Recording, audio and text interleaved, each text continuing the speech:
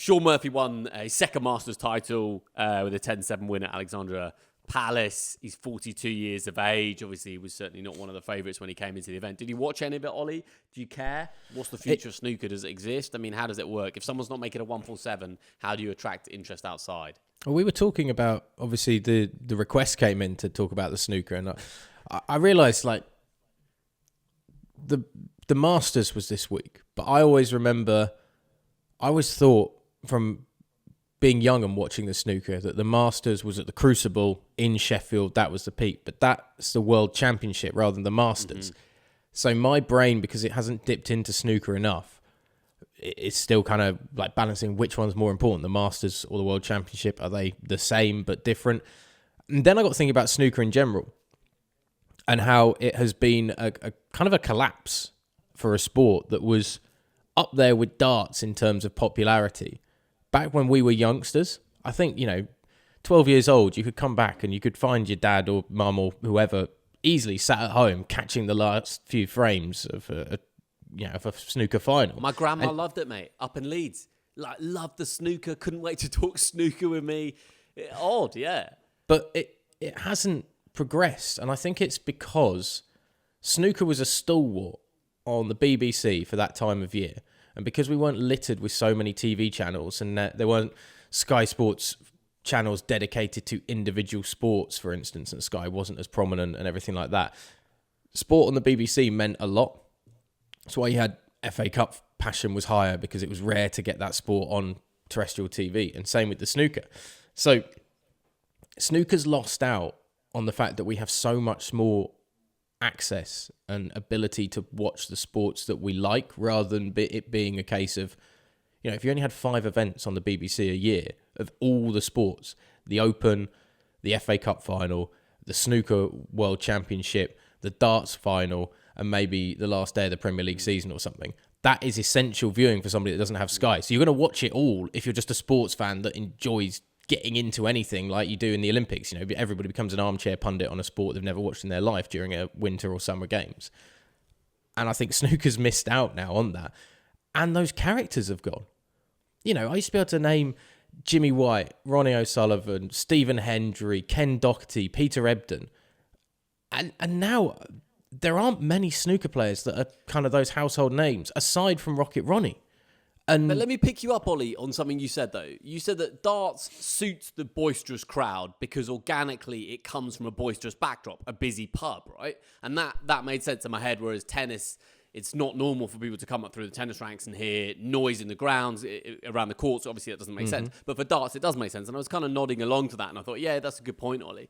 But how does that work with snooker? Because snooker is also a pub game. And if you're playing, anyone knows this, Ollie, around certainly the countries with the snooker tables and pubs, and Great Britain is one of those places. If you're playing snooker, there's noise the whole time. There's someone, you're in a busy pub. Oh, excuse me, you got to nudge someone out the way to take a shot. It's busy, it's raucous, it's loud. So why doesn't that transfer to the professional game? Pool is a pub sport. Snooker is played in snooker halls because a snooker table is so much bigger. Oh, I've been done there. It's so much bigger than a pool table. He's right. So, he's only gone and done it. Yeah, and right. The pool atmospheres are actually a bit more boisterous. Things like the Mosconi Cup and stuff. It's not yelling throughout all the shots, but there is a bit more of that boisterous kind of atmosphere.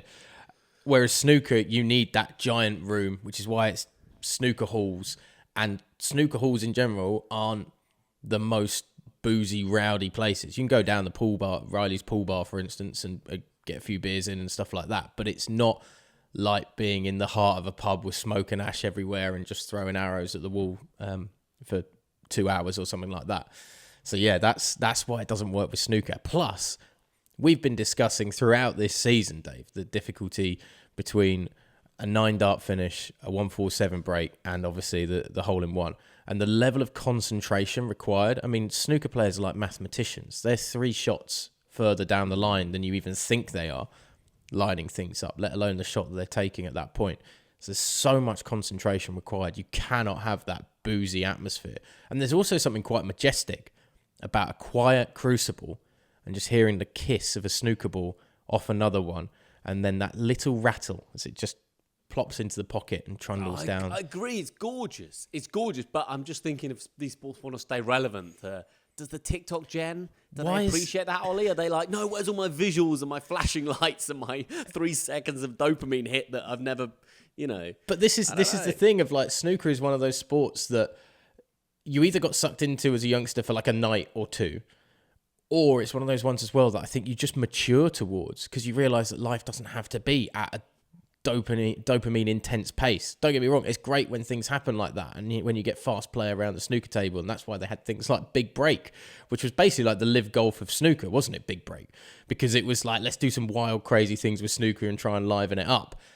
But the actual core essence of the sport is all about slow, thought out, majestic smoothness. That's why they still have to wear shirt and waistcoat around the table. It actually it's kind nice, of it's classy, nice isn't it? Stuff like that exists.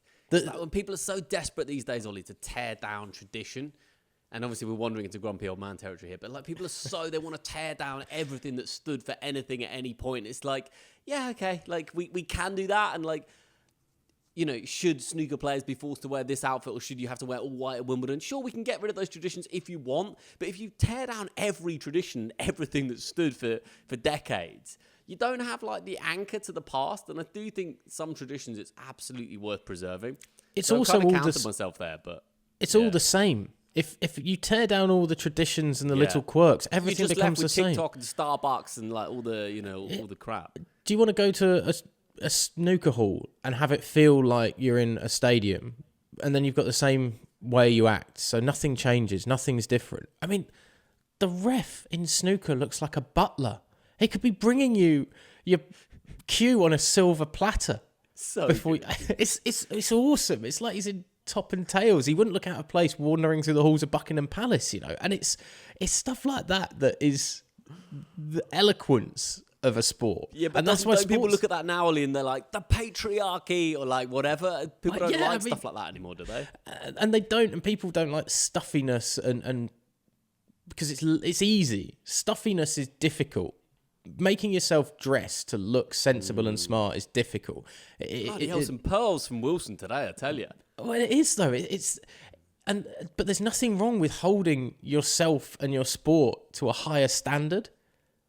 I mean, isn't that the nice thing of you have to wear a collared shirt on a golf course, no jeans, golf shoes that most of them look smart. Again, those barriers have been broken down. You've got Nike Air Maxes being worn with golf studs on the underside and things like that. You can wear Jordan high top golf shoes now, which it looks cool, but doesn't look classy. It can sometimes look smart, like the same way a guy wearing a pair of Converse at a wedding can look smart, but it's not quite what it was. Can it though? Like you're not edgy? Like put on some smart shoes, you lazy bum? Well, exactly. Stop being lazy and take 10 extra minutes. Bro. People that do that, like, I'm going to wear Vans with my suit. Are you, though? Like, why? Like, put on some fucking shoes. Your grandma's here. But that's it. It takes 10, 15 extra minutes to just iron a shirt, look presentable more than you normally do walking out of the house, and show that this is a high level of expectation. I'd wear a shirt and jacket to do a Super Bowl broadcast. Not because I had to. I could have done it in T-shirt and shorts. But I wore a shirt and jacket because the level of event raised the stakes and raised the bar. And when you present yourself in a proper light, and this is turning less into a sports podcast and more into a how to be in society grumpy mode, but the level is there. That's why as well, like, there are a lot of football commentators that aren't on camera. But I guarantee you, every single person on Match of the Day and on a Premier League World Feed broadcast, they are wearing a suit. Because it is what's expected, and it raises you, and I think that then comes through in the sincerity that you treat it in the same way that Ollie, Milan. You've been to Milan a few times, one of your like more favoured cities, and when I was there, because in Milan people they don't just walk around the city in trackies. I can tell you that. So you can't just. And it rubs off on you. When I left the house in Milan, obviously if you do it in the UK, like people don't give a shit, like they wear their pajamas to church or whatever, they don't care. But in Milan, it's like there's a certain like level of etiquette and decorum that you need to hit, and you do get sucked into that.